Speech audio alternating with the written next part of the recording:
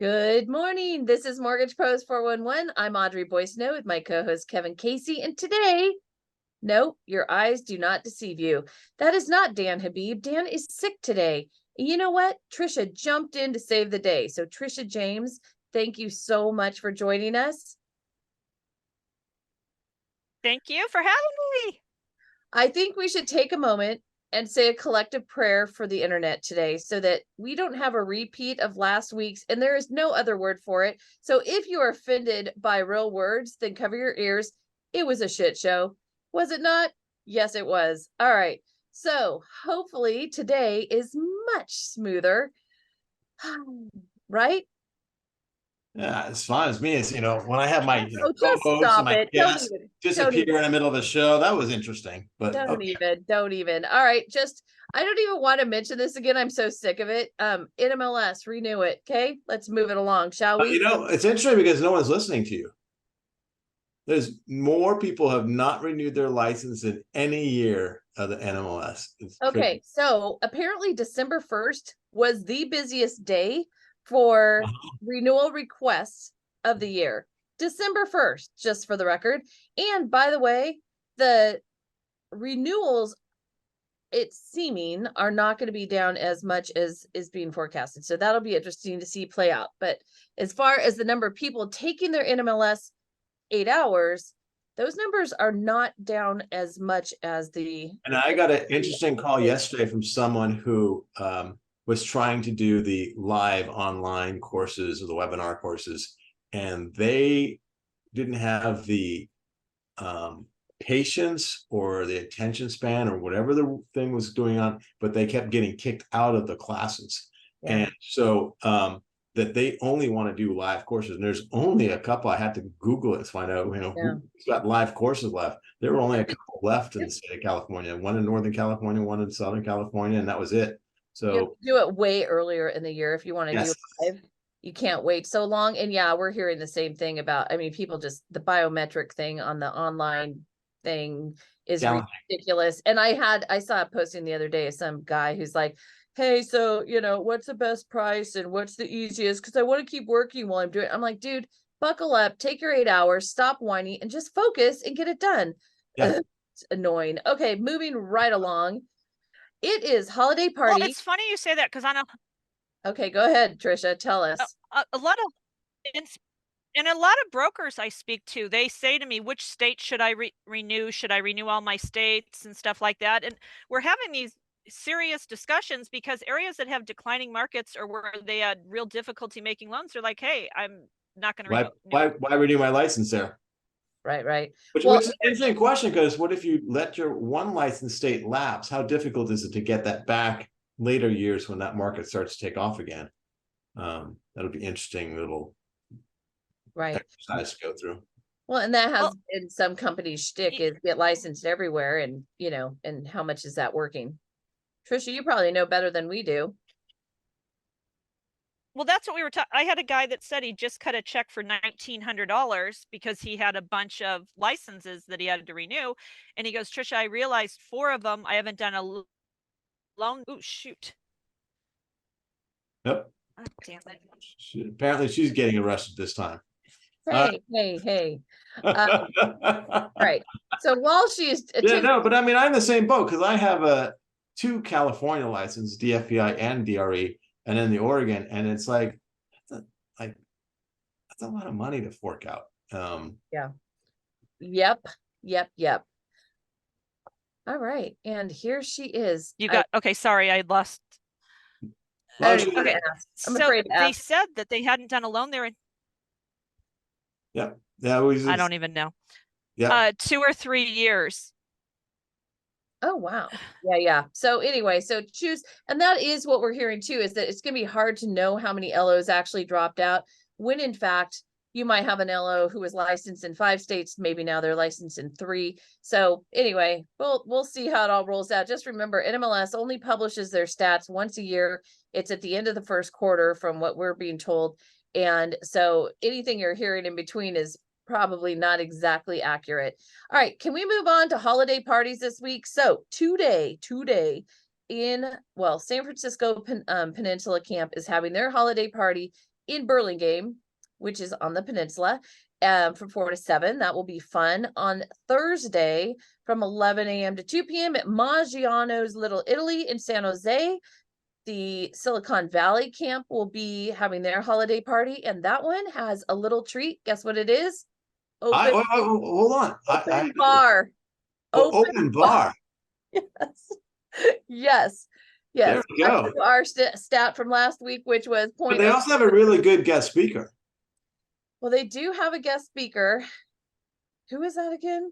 That's right. It's me. So please come see us on Thursday at Maggiano's Little Italy in San Jose. I might have to show up to that one. Yeah, that'll be great. So we'll see. I will not be drinking before I give my little, Oh, no, you should, because it's more entertaining. Oh God, no, it's bad enough. I'm bad enough sober. Wouldn't we agree? Yes. Okay. Also on December 7th, which sadly I'm bummed we're going to miss this one. Greater Ventura is having their holiday party, and it is at the Sagebrush Cantina in Calabasas, and they have live karaoke. A live band is doing the karaoke. It's so fun. We did it once. Well, I didn't actually sing, but anyway, live band, it's great. So you should go to one of those and have some holiday cheer. And there's some more next week. We'll talk about those next Tuesday. And otherwise, let's get this thing going, shall we? So we've had a few people pop in since we started and announced to our speakers today. And I think some of them are expecting that Dan Habib is here. Dan Habib did not have a surgical procedure that made him look like Tricia James. That did not happen. He is sick. The good news is for Dan is that we expect him to get well. He will be joining us on, I think it's December 19th instead, but he was ill today, and Tricia, God bless her, agreed to come help us out. And she always has a lot to say. Do you see what I put as her tagline? Keeping it real 100% of the time. That's our girl. All right. So Tricia, how's the market from your perspective? It's actually picking up a lot of steam. Mm-hmm. I'm noticing it too. And now these people that have signed it out for the end of the year, they're missing opportunity. I think mortgage applications are up, bond market is moving in our favor. I think people are waiting to see what happens instead of making it happen. And the ones that are making it happen and are working, they're busy. So it's getting busy. I think the message needs to be 2022 and 2023 are behind us, but we need to retool and realize that we're back to where we need to be. So I made a little list of things we could do better in 2024. Tricia, your list would be titled slightly differently. What would that be? I think know your products and know the opportunities out there is one. And when I say opportunities, every Christmas party you just mentioned is an opportunity. Every event, a Toys for Tot, anything you can go drop off a toy and shake someone's hand is an opportunity. Take everything that's being presented to you as an opportunity for next year, next month, next week. I mean, people are going to be making decisions. People don't get divorced around the holidays, but they do January and February. So someone you meet might be getting divorced. They might be needing a loan. Why do they just wait need after to the really holidays? everybody needs to keep things peaceful, except in my family.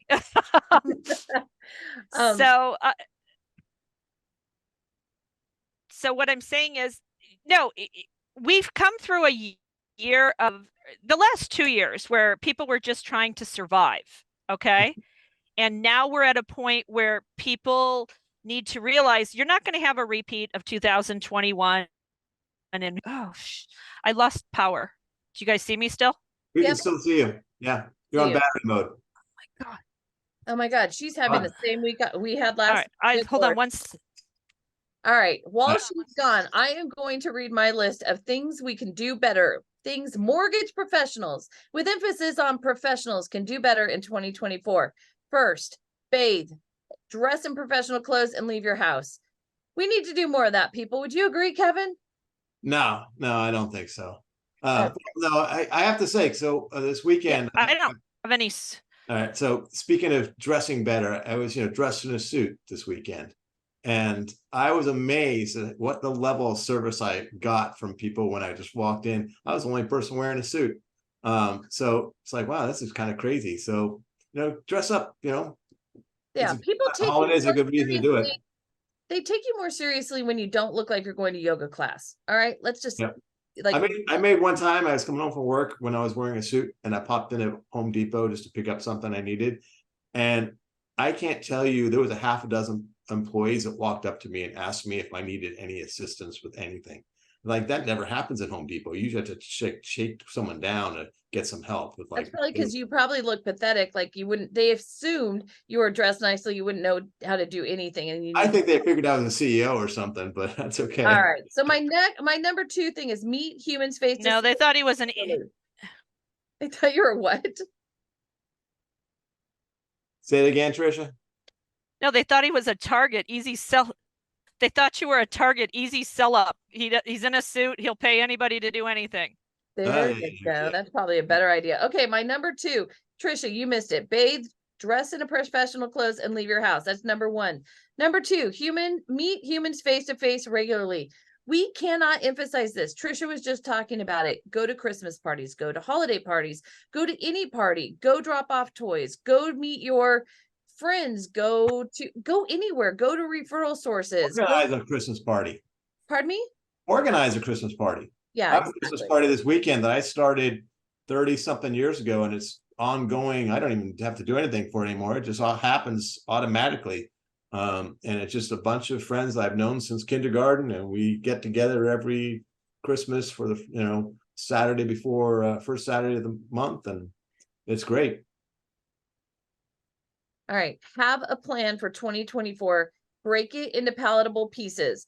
Do yearly, quarterly, monthly, weekly, days. And if you want extra credit, you break it down by the hour. We have to have a plan. And when, Tricia, should that plan start? When?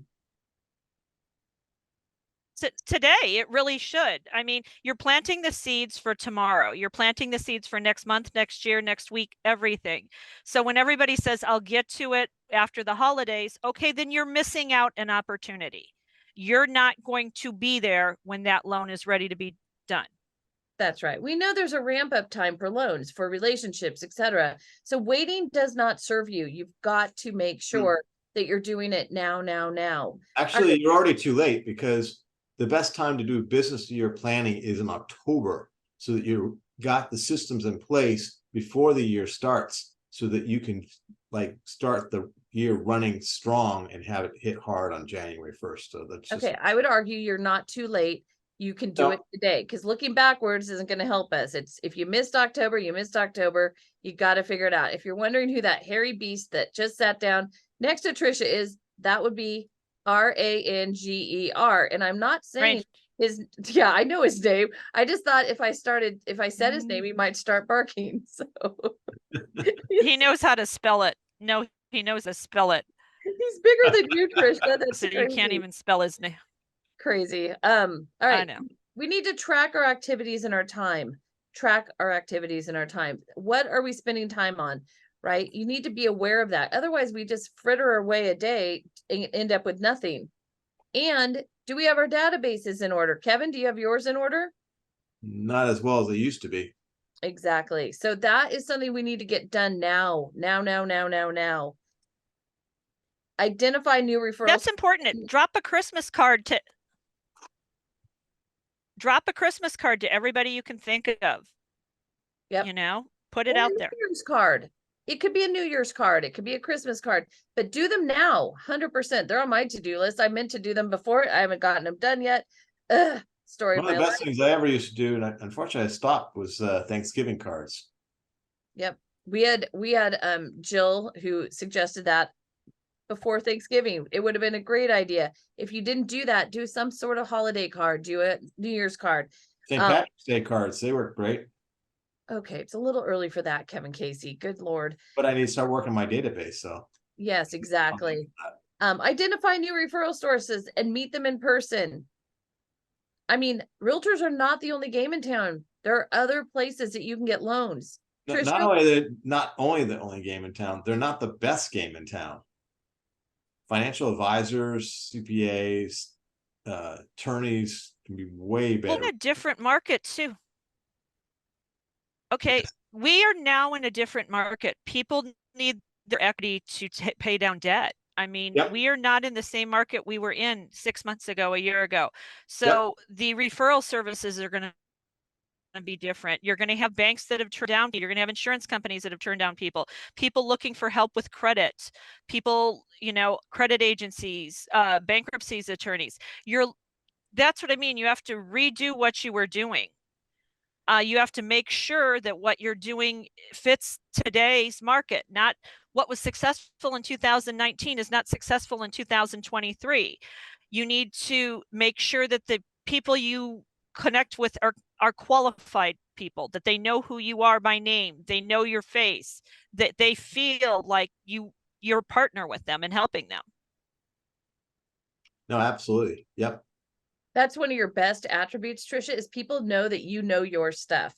You may not sugarcoat things, but you know what you're talking about, and you have a reputation for that. That's critically, critically important. How do you tell me you do something once a day, you contact 3 separate people. Tell us about that, because it's such a great every day practice. Okay. Like I tell people, before I go to bed every night, I make a list of what I have to do the next day. And in that, I put 3 people that I need to reach out to. One is someone that I'm currently doing business with. Another one is someone I might, have done business with, but I haven't done anything lately. And the other one's person that I just don't know, that maybe I got a name from someone, or I went on NMLS and they work a company. So when I start my day the next morning, my 1s, 2s, and 3s are done for work, but I still I make sure I connect on those 3 things that I have to do. And I tell you why that is important. It's my personal accountability. It's my saying, okay, things might suck today. Everything I'm touching is shit, but I know it's going to get better. And so it might be that second person I talk to that it gets better, that, hey, you're right, I'm dealing with this company and this is what's going on. Thanks for reaching out. And I got another deal. I mean, I try to make things happen instead of let things happen. And by doing so, you're taking the direction in your life, and you're taking responsibility for your outcome. Yep. Exactly. And I think there's been a lot of people sitting around waiting for things to be like they were before. And really the answer is that this market is perfect for LOs and mortgage professionals who can adapt. So it's the time to reinvent yourself. If 2023 was not what you hoped it would be in terms of money and closed business, it is not the time to look forward to 2024 thinking, well, it'll get better when the rates come down. No, you have to change what you've been doing and do something different and start it today. And you break it into little pieces that are palatable, right? And part of that is making sure that you're keeping in touch with people. So today you hang up from this call at noon or 2 p.m. or 3 p.m. or wherever you are in the country, and you decide, okay, I am going to contact 3 people today.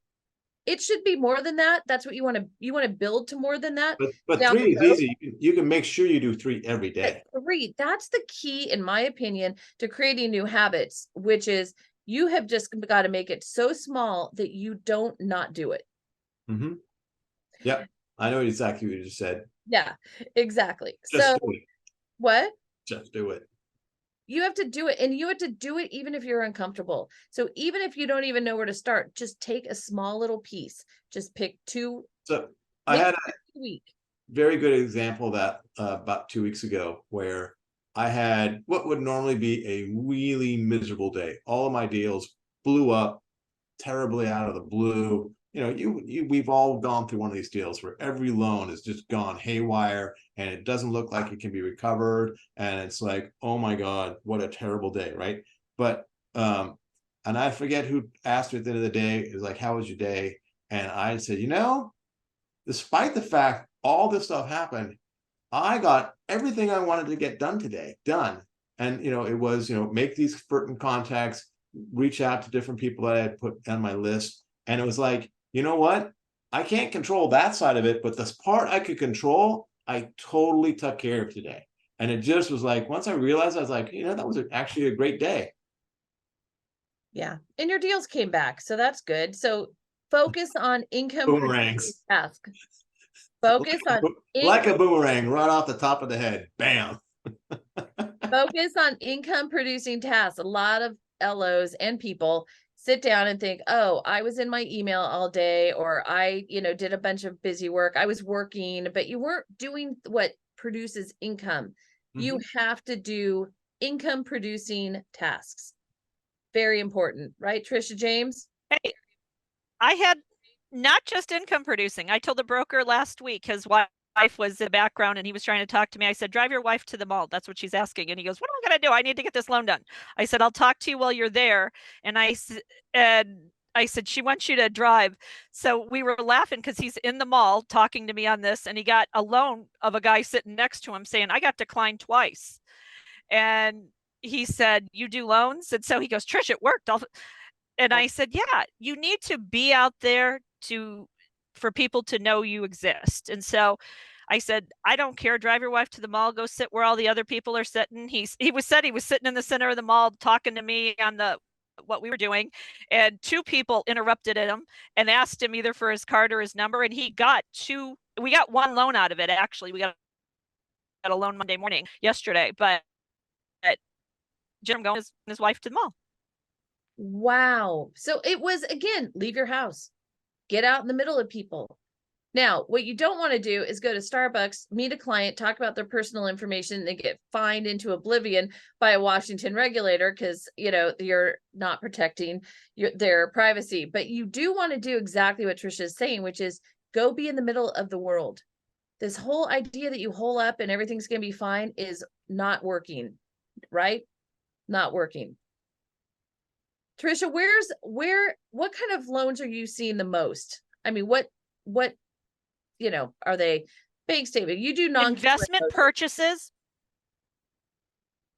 Correct. Well, the company I work for is Champions TPO and CDFI lender. And we are the only lender in the country that does the owner occupied no ratio loan. Also, we represent underserved loans. So what am I seeing most? I'm seeing underserved loans. What is an underserved loan? It's a minority. So it might be a Latino, a Black, someone that is underserved. They get a benefit for going to an underserved lender, sometimes of a quarter or 3/8 off. So they're getting the best DSCR rate they're getting in town by using us. And those are the loans I'm seeing. I'm seeing 1031 exchanges, investment properties, I-10 purchases. What else? A P&L only is also, this is a great time of year for a P&L only. People are seeing their tax person. They're saying, what do I need to do to prepare for my taxes next year? It's a good time to ask them, would you mind doing a P&L for me? I need a 12-month P&L to refi my loan. Then I can pay for. A lot of people have debt. The loans we're seeing, we're paying off debt. So those are conversations that need to be had. It's not what interest rate you have on your first. You have credit cards at 23, 31%. Those are the things that are killing them. That's what I'm seeing myself. It's a lot of, oh my God, I'm buried in credit card debts that, they're 25% plus, and I need to get rid of these. And yeah, the payment's going to be, I really like that 3% mortgage I had, but this credit card's killing me. It's going to sink me. I need to get rid of it. Well, and that's the blessing of the rates being higher for longer, is that people really are realizing probably 2% is definitely not coming back. Doubtful 3% is coming back. And so it gets them to a point where they can even entertain being in some other loan. But when you run the math for them and you show them, look, here's your blended rate. So you think that you've got a 3% rate on your mortgage, and that's fantastic, but you're paying 17.99% on your car. You're paying 29.99% on all these credit cards, your student loans. You know what I mean?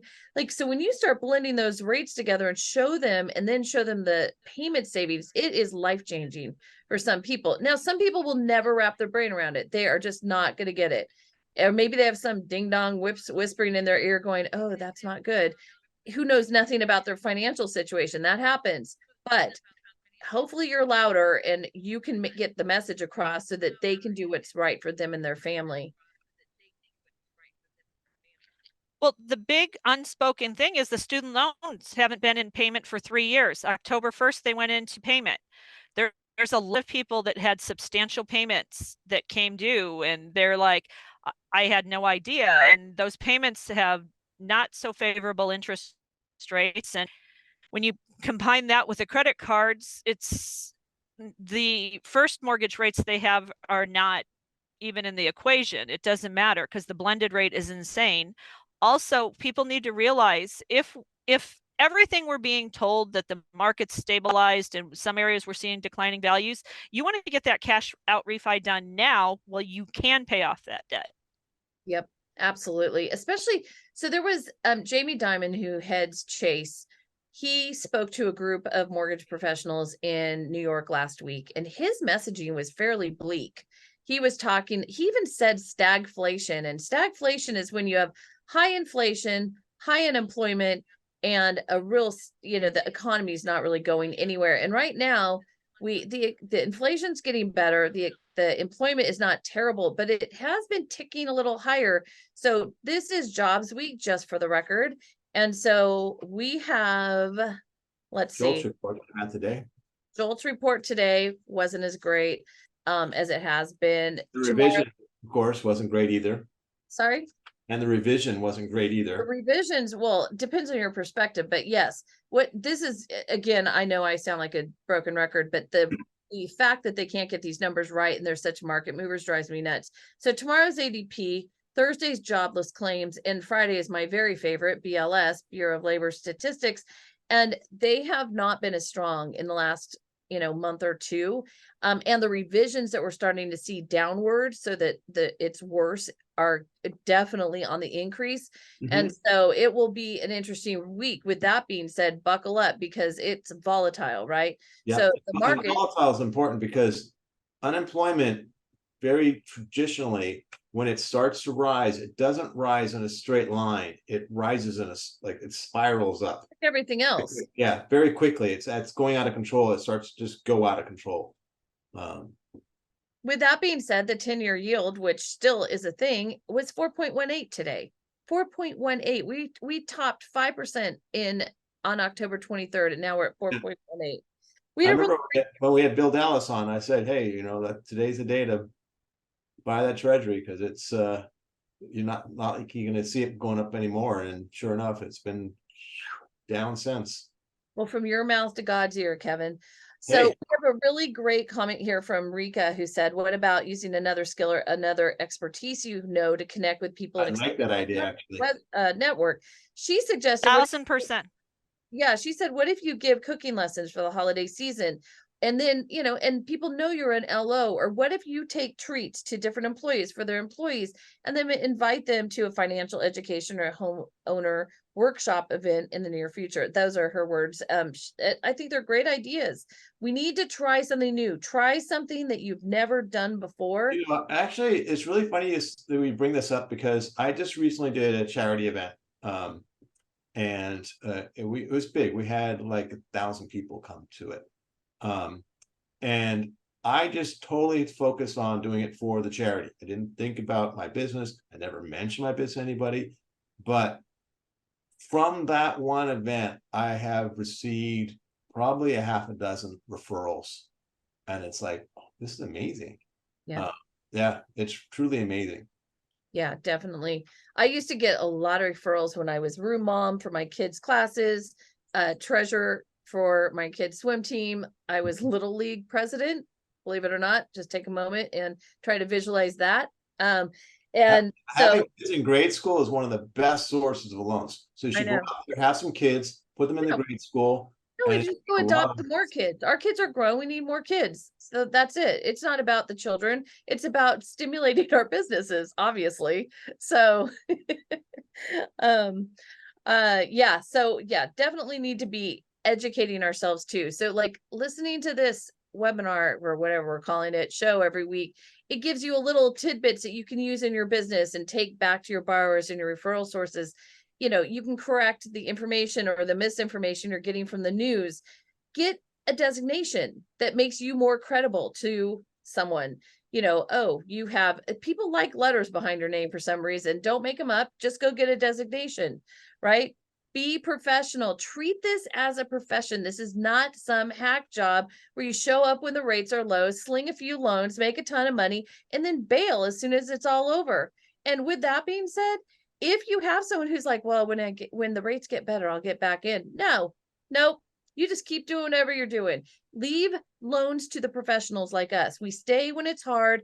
We keep at it, even when it's painful, and we don't come and go like the wind. All right, that's enough. I think the most important thing we all need to do better in 2024 is stop wishing for better rates and how it used to be. Because Kevin, you remember all through lockdown and when rates were super low and everyone was super busy and all the people kept going, oh my God, I'm so tired. I need a break. And I kept saying, shut up, shut up, shut up, because you're going to get a break. We're cyclical. Our business is cyclical and we are going to get a break and you're not going to like it. And boy, did we ever get a break, right?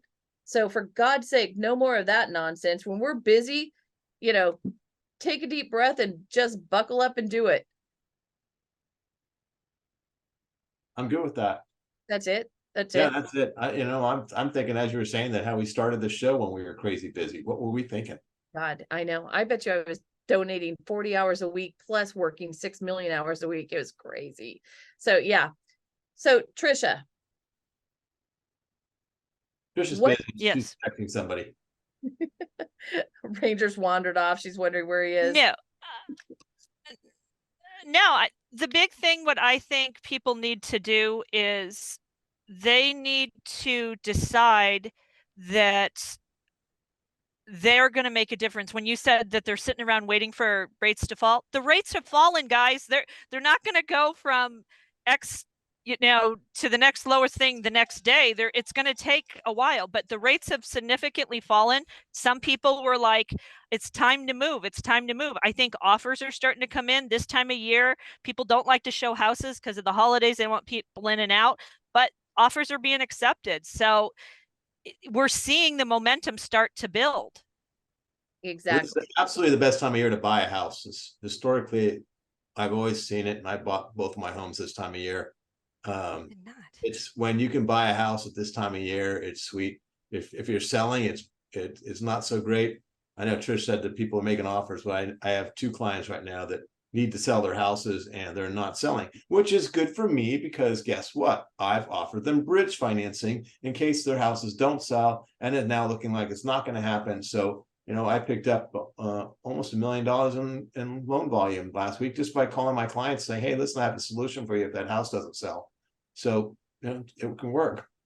In other news, do you remember when the oil prices started going up, and all of a sudden we were paying $1 zillion a gallon at the tank at the pump? I do remember that. It was a zillion. Exactly. And a zillion. That's right. That is a real number. And so remember when we were talking about that has happened for the last 2 years. So the prices would go up, oil prices would go up in in August. And by by November, December, they'd be edging down. And guess where we are today, kids? Oil is at $73 a barrel. We have come down just like the last 2 years. Now we're in year 3 of this. So we'll all try and remember next year not to panic in August and know that this is just a seasonal thing that seems to be occurring. But that's good news. And that helps our inflation numbers going forward. Correct? Absolutely. Actually, and the other thing too, that I've always preached this, high oil prices drive oil prices down because people have to buy a house. And if oil prices are high, they start leaning, a car, they'll lean towards a more economical car when oil prices are high.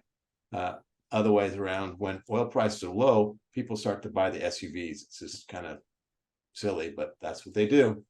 And then when oil prices get high, they complain about their SUVs, but they never seem to complain about their low income or low mileage cars. Am I right? No, I don't know. I just drive a car that I love and then I don't complain about anything ever. So I do love it when I'm not paying as much at the pump, but it is what it is. We also had PCE come in last week, personal consumption expenditure. It was better than expected. The headline was flat. There was no change, no change. That's good. And this is for the month of October. And the core was up 0.2, which was right in lines with what they expected. So headline PCE went from 3.4 to 3%. And core PCE, which is what the Fed really watches, went from 3.7 to 3.5. Just remember that was at 6.7 or thereabouts, not too long ago.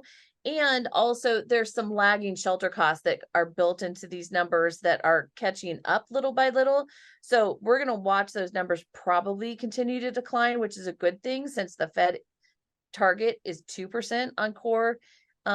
So there you are. So there's some more good news. Yeah. We'll see. What? Oh my God, that's ridiculous. But I mean, they're still targeting for 2%. Well, so here's the thing. I think it's not just, I think people think the economy was going one way. We had inflation. And I think now the things that were being done are finally starting to show up in the numbers. And so things are leveling off. People are getting a little bit, more sure of what things are going to be doing. And maybe you're anticipating some employment numbers that might not be as favorable as they've been for 3 years. Yeah. Well, all the retail spending numbers have been coming. They're showing that people are not buying luxury items as much. They're really focused on necessities. And so that's always a sign that we are headed towards things cooling too, which is good. So there's that. Kevin, we have a question in the chat to explain bridge financing. Oh, really? Wow. Make it quick. Just kidding. So a bridge financing is when you are trying to sell. Let's go through one of my examples. I have a client who's trying to sell her $890,000 place. So let's round it up to 900,000. Keep the math simple. And then she is buying another place in outside of the state of California, in the state of Washington. And so she has money to put down and such like that. But the problem is her house isn't selling. So she has a small loan on her house. So what I'm able to do is take a loan up to about 65% loan to value minus the existing loan balance. That's going to get her enough for the down payment. And then we're doing a new loan on the new property would be the permanent loan. But you needed to bridge the difference between her current down payment and what the new loan balance will be in Washington. And so we do a bridge between the two that'll be paid off once the house sells. And we know it'll sell. It's hot market. It's just not going to sell in this market in middle of December. Unless you have some smart buyer who thinks, hey, well, that's all that's out there right now. Smart buyers, they're out there picking up these low houses. That's all the time. You low offer a house. They're actually smart on the place. This place was offering over close to $1 million, or it's an asking price in Washington, and they're coming in around $800,000 on the purchase price. They got a sweet deal. It's $870 or something like that, but still, they negotiated it down from $1 million. So they're getting a sweet financing, and by the time, if this works out well, and what I've always experienced is the market swings up in February, because what happens is you get all these people coming off their New Year's resolutions, and let's now it's time to buy. That the snow starts melting in parts of the country, not all of them, but the weather starts to get a little bit better towards the end of February, and you'll start seeing. I've had many a realtor tell me that end of February the open houses just start getting really crazy busy. So, and there's not much inventory, so there'll be multiple offers on a house in February that you wouldn't have gotten just 2 months earlier. I got a request from a client this morning who has put in offers on investment properties for the last couple of months and gotten beaten out by as many as 18 offers on the same property. And he said, can you please talk to your hard money people again, private money people again, because maybe what I want to do is just get a private money loan and be able to offer cash, and then I can refinance it later. So that's coming up. That too. Yep. And then I had another investor go into contract like 2 days ago and say, by the way, we're not closing till April. And I'm like, what the? So I was reminded. But that's a pretty slick move. If you can buy at today's prices for an April close. Well, so his point was the property needs work. He doesn't want to have to wait through the whole winter, pay all the expenses when he's not going to be able to get someone to get a roof on the thing. And so he negotiated an April close. And so while I was rolling my eyes and thinking, oh my God, I was reminded that maybe I have the first loan, like in my pipeline that will close in in 2024 already. So that's good. Not the first low, but you know what I mean? So I'm Yeah. like, all right, okay, I should reframe my thinking. Got it. So Tricia, what do you think about all that? I think you need to start building your pipeline today. I'm being honest with you. You need to post stuff today on that you're closing a loan, rates are dropped, the lowest part they've been in the last 90 days. They're on a downward trend. People need to have that conversation before the media puts it out there. By the time the media has been there, it's been 6 weeks later. So put it on your social media, put that rates are put their payments are dropping, put that they can get a loan started right now and close it before the end of the year and not have a payment for a month or so. All those things are conversations you need to be putting out there. Put one of those things out every day. Yeah. So for some of us who are terrible at posting things about ourselves, we have to dig in. Like I need to get uncomfortable and do that too. What about you, Kevin? When was the last time you logged into Facebook? I actually had this conversation today. I do not log into Facebook. And I you know know. why? It's because like Tricia there, I would get sucked into Facebook and I would find that I'm watching all these videos and things about people and I would not be going to sleep on when I should be going to sleep. And so I would stay up until 2 o'clock in the morning watching all this Facebook stuff because it just is a rabbit hole. And so I finally said, you know what? Done. I'm not doing it anymore. I'm out of it. I deleted the app off my phone. So I can't even get caught into that rabbit hole. Now I, do my work. I don't have distractions. And yes, I don't know everything that's going on in the community that's happening. I find out, sometimes later, oh, so-and-so got married. I didn't know. How was I supposed to know? But yeah, that's how I do that. Now, if you've locked up on me, Audrey, am I correct? Now we've lost Audrey. Tricia. There's something going on with the Zoom. That's what yeah, that's why I was kind of now don't there's go something anywhere. going on with our Last Zoom. week it was just me all of a sudden on the screen. I'm like, okay, but I did have some good information lined up, so it was handy. Did you hear that the Fair Plan increased their rates by like 25% from on December 1st? They went from $6 in premium to $8 Correct. in premium. Unbelievable, crazy stuff. Hey, we have a question asking about that when I explained the bridge financing. They said, how do I find bridge lenders? So private lenders are how you get most of the best, I found the best source of financing for bridge money.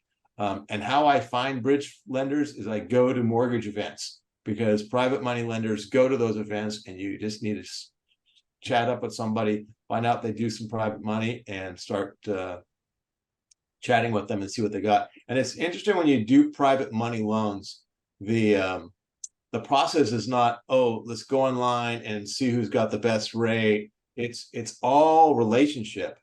And so I will just literally start dialing for dollars and I just call. I have a list of private money lenders I know, and I know which ones kind of like certain things and which ones don't like certain things. But that's what's gotten me through this year. If it wasn't for private money, I'd be, looking for something else, maybe truck driving or something. I don't know. The hell. New career. Wow. Well, thank God for private money. I'm not doing truck driving. Right. And to everyone who's looking at MMI, remember private money doesn't show up on MMI. So you don't really know what everyone's doing exactly. Yep. You gonna say, Trish? But as far as bridge, what I was just going to say, not just bridge loans, hard money loans, different types of products. That's what we started the thing about knowing products, being aware of what's out there, knowing, things change every year, circumstances change. So know what is relevant for 2024, not what was relevant in 2019. Yep.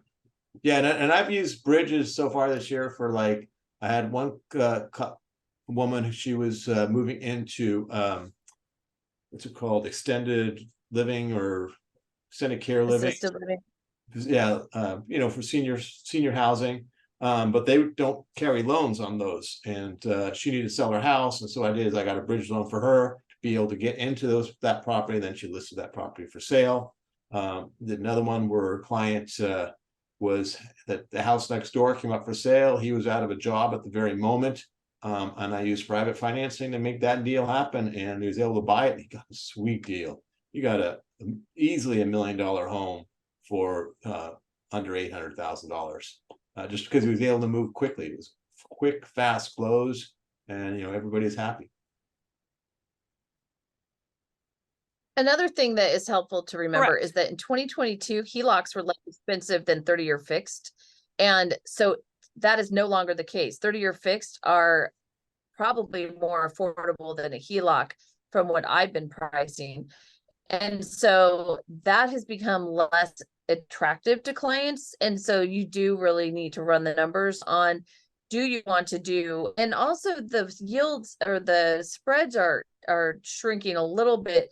So there are some instances where even a 5-1, or sorry, not 5-1, a 5-6 or 7-6 ARM might be attractive to someone over a HELOC and their, the blended rate on their first and second. So it's something to look at, because it was a 3% gap a year ago between a HELOC and a 30-year fix, and that has definitely been shrinking considerably. Hey, HELOCs also tend to be a great source of business for me right now, and it's interesting why. Because I know I don't compete well against the banks. And so what I've done is I've struck up some friends at different big banks, and whenever I get someone who needs an equity line, I call the big banks first and get, hey, here's, give me a quote for this client I have, and I am ready to hand them over that client if they've got a good deal. But it's really interesting, because this is the comment I got yesterday was, Kevin, you don't want to send me this HELOC.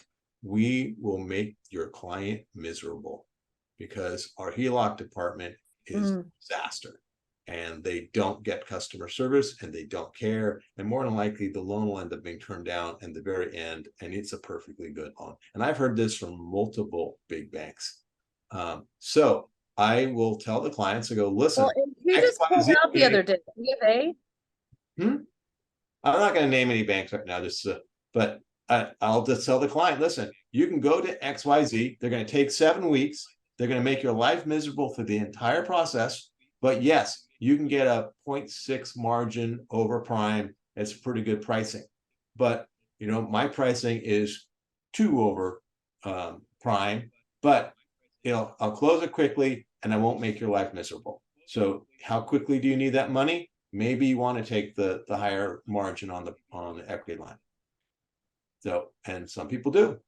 He's not naming names because he can't remember the name of it, but there was a large bank that stopped doing equity lines last week, and this is happening out there. So just be aware that someone could be in the middle of a transaction and then they could just pull out.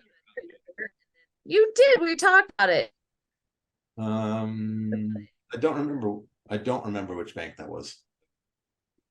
It doesn't matter. It doesn't matter. So again, the whole point is we have access to equity lines. We can actually get paid on them these days. We can get them closed. They are not all created equal. We've talked about that before, but there are some lenders out there with some really interesting and funky little caveats to their equity lines. So make sure you ask some questions if you're using a new lender with a new source for equity lines. Because again, you don't want your client to close and then find out they can't do a draw for 90 days or something like that, which is part of what I'm starting to see out there. So that's something to think about. Tricia, what else you got for us today? It's funny you say that, because you can do a cash out refi in the 7s or in the 8s. And so maybe an equity line isn't what you need to do. Yeah, no, that's the other thing I do when I do the math. It's like, wait a minute, you do see that, yes, I know you're trying to hold on to that 4% loan, but look, when you combine the 2 payments together, it's cheaper if you just do a cash out. And so I'll get those loans. And then the other great thing about it too is I will get referrals from banks, our equity line department, and I'll get those and I'll turn them into cash out refinances sometimes. So it can work pretty well. I don't know if we've lost Audrey or we just lost the video of Audrey. I'm here. Can you hear me? We can hear you. That's probably a good idea, is keeping the screen off. That will less likelihood of you losing your internet connection. Well, I'd like to say that I'm doing that on purpose, but that is not the case. So here we are. You look lovely. All right. So Tricia was in the middle of a comment when I left. Oh, just about, interest rates, people looking for a HELOC a second or something like that. What they need to understand is that is not the case that's if there's no HELOC available, interest rates are 7 or 8%. It might be time to just do a new first. I know they planned on keeping that loan a 30-year, but the reality is it's all about solving the situation and making their, experience better and their payment better and the benefit to the borrower. Yeah. And I explained one time to a client one time, I was like, listen, having two different loans on your house is kind of like having a boat where one side of the boat you have immaculate, all the brass is polished, everything is shellacked, beautiful, clean, and nice, neat. And the other side of the boat, you have, there's a hole and it's run down. And guess what's going to happen? The whole boat is going to sink, the good side and the bad side. So if you take care of the entire boat and make it better with one loan, you're better off. And so they like that analogy. But what is with the Wi-Fi with Zoom these days? I don't know. Now we've lost Tricia. Listen to me. I'm here 100%. My signal's not going now. I'm perfectly good. Yeah, I know. It's bizarre because we've been doing this for what? We're closing in on 4 years and never had this kind of problems, and now 2 weeks in a row. So it's a little crazy. So the average between the Fannie Mae and MBA forecast for loan closings next year is 1.9 trillion. Sorry, not million. No, 1.9 trillion in closings. That number could change because they certainly have revised their numbers down this year. So we'll see what that looks like. But it is a decent number. And if we come even close to it, that's a lot of loans closing per day that we all need to take a piece of. So just again, as we're winding down this year and we're looking towards next year, it is so critically important, in my opinion, to really be ready for the next year and get going on it now. Don't wait. I just can't say that enough, because if you wait, then you don't have the momentum. It takes a while to get the momentum up. It takes a while. If you start working on new habits today, they can be in place by January 1st. You know how when you start doing something new and you have to force yourself at first, force. And it takes 2 to 3 weeks to get it into your system. So it's a habit and it's something you're doing just because that's what you do. And if you start now, you will be ready for January 1st, but you have to start now. Otherwise you start off 2024 behind, which we do not want.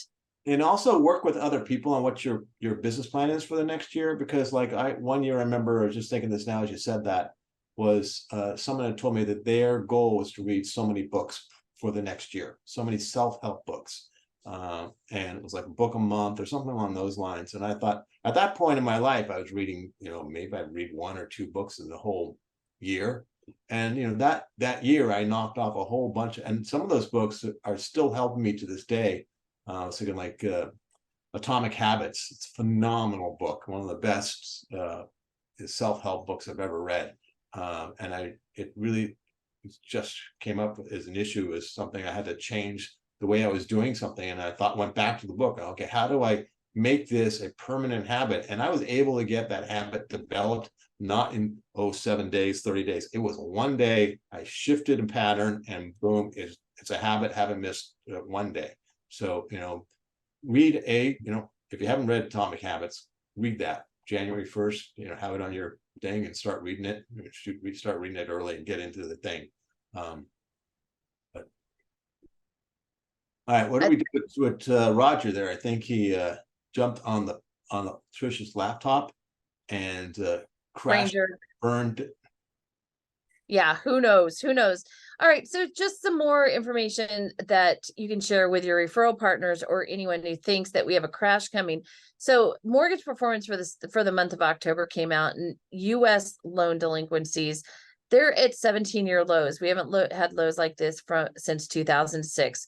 So we have foreclosure stats, there was a headline that said foreclosure starts are up 30%, but you have to remember that foreclosure starts were under 1%. So if it's under 1%, it's up 30%. We're still at historic lows. So They're don't still let, under 2%. I know How to Lie with Statistics. Remember that book that I read? Yes, that's another good book, How to Lie with Statistics. Yeah, that was a crazy one. So anyway, it is of the people who are 90 days or more delinquent, 50% have 20% or more in equity. So they're not going to need to have a foreclosure. They can sell their house and still walk away with a few bucks, right? Or they could talk to someone like you or me and get a loan that would, or Trish would be a good example of going with her, because you can stretch out their income a little bit and get them into a loan that they can afford. And we the 60 days or more delinquent, they're up a little, but they're 18% below where they were in 2019. So again, just make sure that you're really clear that these numbers are still very low, very good. People have tons of equity. There's less inflow, but the servicers, like, that means less people going into delinquency, but there are more cures. Now, just remember that it's hard to do a modification or something like that right now, because the rates are much higher than they probably have already. So that makes it tricky, but there are tools in place that servicers are using so that people don't lose their properties. And what kind of tools are they? I mean, well, they're doing, I mean, we've seen, I just saw one where they had done, they'd done a forbearance, and they took the forbearance amount, the number of months that they had not paid, and they made it into a little second. They recorded it behind their first on their title, and that's pretty common. When they go to sell or refinance, then it'll get paid off. What'd you just say? That's pretty common. Usually it's like a 5-year loan that they'll throw it into, and it's a separate thing. Payments are pretty stiff though on those sometimes. So anyway, and I also thought it was really interesting because we have a Fed meeting next week. It's on December 13th. So it is unlikely that you're going to see a rate, them move the rates next week, but the markets have built into their pricing that we are going to have a rate cut by March. There's 60% chance we'll have a rate cut by March. And by May, the likelihood of a rate cut goes up to 88%. With that being said, the Fed seems to be all over the place with their comments. But Jerome Powell did say last week, and this is a quote, this is from his mouth, having come so far so quickly, the FOMC, the Federal Open Market Committee, is moving forward carefully as the risks of under and over tightening are becoming more balanced. In other words, they're open to the idea that we have hit a sweet spot where we don't need to raise the rates any further. And maybe at some point we're going to have some cuts. So, you never know what'll happen next because everything is so volatile out there. But with that being said, it feels like we're on the upswing in terms of things getting better, and rates have been coming down. So just watch it this week. Remember, there are market moving reports that are out for the next 3 days. So just keep your eye on the ball, kids, and go get them. Go get it. And I hope that we see you at some of these parties that are happening this week. Come up and talk to us. Hey, we have some speakers coming up. So we moved Dan Habib to next 2 weeks from now, correct? Yep. So we have Victoria DeLuce is next week, and she is a secondary person, and she is a dynamic individual. You'll really enjoy her. She's great. So she's next week. Dan is on the 19th, Dan Habib with MBS Highway. And then we take our 1 week off a year. We are on 51 weeks, and the 52nd week is December 26th, and we will be taking a break. So with that, thank you for hanging in there, and we will look forward to seeing you next week, 11 a.m. Pacific time, 2 p.m. Eastern time, or wherever you are in between that. And thank you again to Tricia James with Champs TPO for jumping in today and filling in the blanks when Dan was sick. So especially Roger. Everyone. I think Roger is more Ranger. Her dog's name is Ranger. Roger. Listen, you spelled his name. I'm dyslexic. Roger's her driver. That's a whole nother story, which is hilarious. So anyway, with that.